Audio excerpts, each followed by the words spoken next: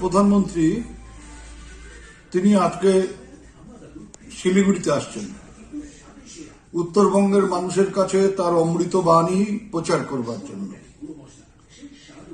এখানে আসবার আগে তিনি অসমে হাতির পিঠে চড়ে ঘুরলেন। আগেকার দিনের জমিদাররা এইভাবে হাতির পিঠে চড়ে ঘুরে বেড়াতেন।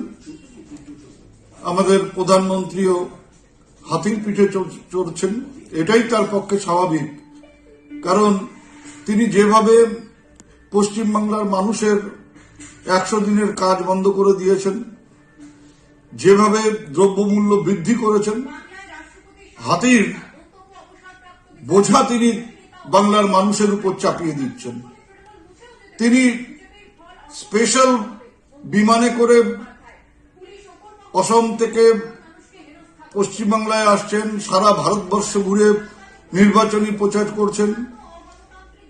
অথচ আমাদের উত্তরবঙ্গের ভাইয়েরা বোনেরা তারা ব্রিগেডে যাবেন বলে ট্রেন টাকা দিয়ে ভাড়া করেছেন, ট্রেন অ্যাডভান্স দিয়ে দিয়েছেন, তারপরেও অজ্ঞাত কারণে সেই ট্রেন বাতিল করে দেওয়া হয়েছে।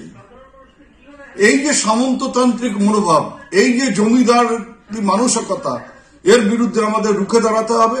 এবং আমি বিশ্বাস করি আগামী নির্বাচনে মুখের মতো জবাব দেবেন উত্তরবঙ্গবাসী আমাদের দেশের প্রধানমন্ত্রী জমিদার নরেন্দ্র মোদীকে।